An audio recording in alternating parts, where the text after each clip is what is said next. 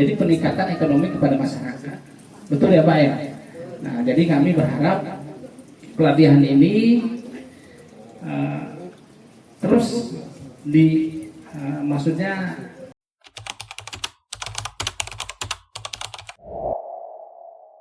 jadi kami selaku menjadi dosen itu wajib melakukan tridharma perguruan tinggi. Jadi selain mengajar, kami juga harus ada salah satunya pengabdian kepada masyarakat, satunya penelitian. Jadi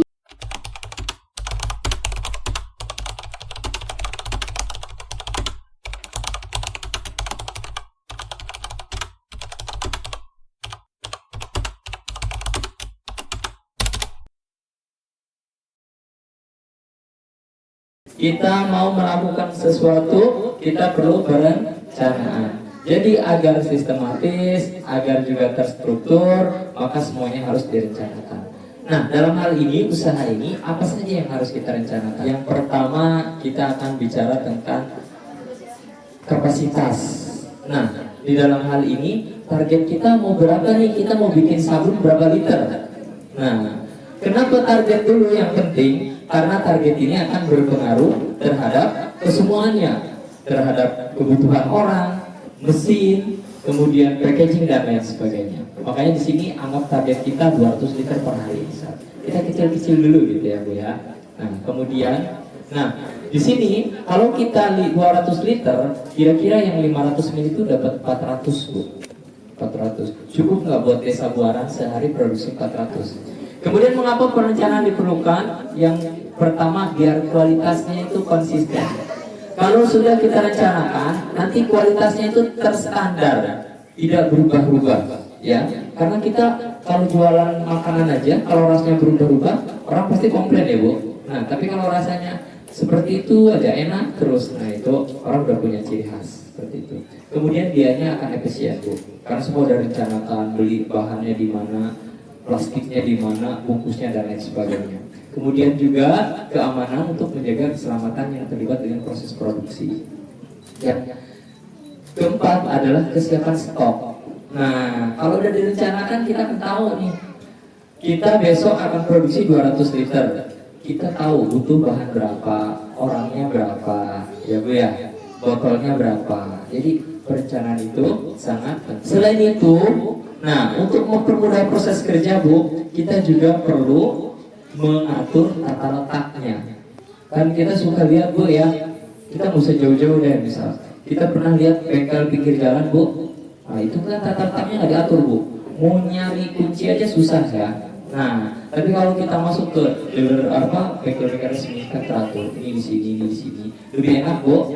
Nah ya. Kemudian di sini dalam tata letak tadi itu zonanya diatur Bu. Ada zona penyimpanan, zona pencampuran, zona pengemasan dan QC. Jadi tidak dicampur ya semua. Jadi ini penyimpanan, ini proses, ini QC. Jadi semua bersih, terlihat rapi. Kemudian mesin dan alat. Nah, mesinnya seperti apa nih? Nah, mesin yang akan digunakan biasanya itu yang pertama adalah tangki pencampuran. Kalau kita skalanya kecil bisa kita pakai ember Bu. Pakai ember atau pakai tong ya, itu juga sudah cukup karena bisa sampai 80 liter ember juga kan. Nah, kita produksi kalau 200 liter ya bisa 3 kali berarti. Kemudian pengaduk elektrik, nanti kita gunakan bor sama pengaduk. Nah, seperti itu. Kemudian biasanya gunakan timbangan digital serta alat bantu distribusi, corong, ember dan lain sebagainya seperti itu. Kemudian, nah ini yang tidak kalah penting, yaitu material dan prosedur produksi. Lanjut Pak. Sebelum kita melakukan produksi, kita harus buat prosedurnya dulu. Kalau di dalam industri namanya SOP. Nah, SOP ini tujuannya itu untuk membuat ketentuan, aturan. Misal yang dimasukkan apa dulu, yang dicampur apa dulu, ngaduknya berapa menit. Fungsinya adalah untuk menjaga konsistensi hasil produksi. Nah, setelah itu masuk ke bahan Bu. Ada bahan-bahan aktif nih, ada bahan aktifnya, ada bahan pengental, ada bahan tambahan, ada bahan pengawet, ada penyeimbang. Nah, ini SOP tadi ya Bu, misal alat timbangannya harus dikalibrasi. Kalibrasi itu apa, Bu? Ada yang ngerti kalibrasi? Kalibrasi itu distandarkan ulang, Bu. Jadi kalau misal kita ada timbangannya itu kalau sudah beberapa tahun atau beberapa bulan bisa jadi nggak akurat. Kita timbang angkanya 1 kilo, tapi aktualnya cuma 0,9. Itu kan bahaya. Nah, nanti kalau misal kita tidak dikalibrasi, tidak diakuratkan kembali, maka hasilnya akan berbeda seperti itu ya. Nah, yang kedua pencampuran awal, nah kemudian penambahan, pengentalan, sama pengendapan atau rest. Nah, yang tak kalah penting Bu terkait dengan QC-nya atau quality control dan pengemasan. Nanti ada yang lebih spesifik Bu, bahas terkait dengan kemasan, bagaimana kemasan yang menarik, bagaimana kemasan itu supaya modern, terlihat modern, tapi harganya terjangkau dan lain sebagainya. Nanti ada dari teman-teman. Nah, di sini terkait dengan pengecekan kualitasnya harus dicek secara terkontrol. Jangan sampai ada out spec atau keluar dari spesifikasi yang sudah ditentukan. Kemudian juga ada cara penutupan dan pelebelan, kemudian pengepakannya seperti apa. Karena kita pernah beli Kitela, Bu, yang di Indomaret, Kitela, tahu ibu-ibu? Iya. Yang mahal apanya, Bu? Kemasannya ya, Bu. Kita beli keripik singkong itu 15.000 itu banyak banget. Tapi kalau beli Kitela 7.000, tapi kita mau beli ya, Bu? Kenapa ya? Karena kemasannya bagus, ada label halalnya, ada izin usahanya, Badan POM dan lain sebagainya. Jadi orang percaya bahwa itu tuh aman. Nah, kita buat seperti itu.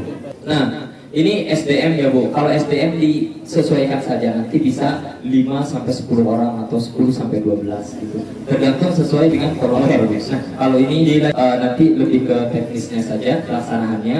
Jadi intinya, Bu, bahwa perencanaan di dalam produksi sabun ini, yang pertama kita harus siapkan dulu mesin atau alat. Yang kedua, bahan. Yang ketiga, orang. Yang keempat adalah tempat. Ya, sudah benar cukup, Bu. Oke, itu saja, Bu, dari kami. Terima kasih untuk perencanaan itu. Nanti bisa dilanjutkan dengan materi yang lainnya. Terima kasih. Assalamualaikum warahmatullahi wabarakatuh.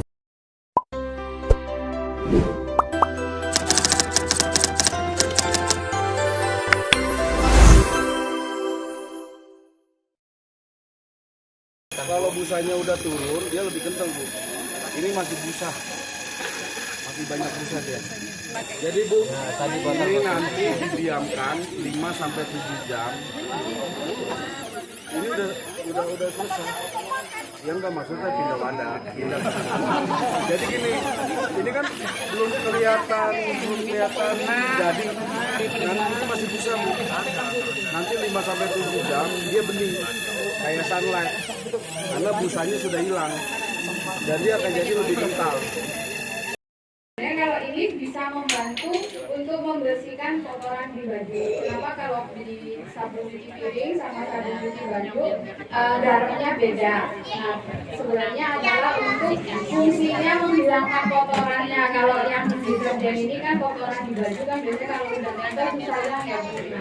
Makanya garamnya dipakai yang agak keras sodium sulfat. Cuman kalau memang ibu-ibu nanti nggak tahan di tangan agak panas, bisa pakai garam dapur atau garamnya yang sodium sulfatnya yang di situ dikurangi. Jadi kan itu cuma hanya untuk bulir sama mentelin. Nah itu bisa dikurangi. Bisa setengahnya boleh. Bisa masih jadi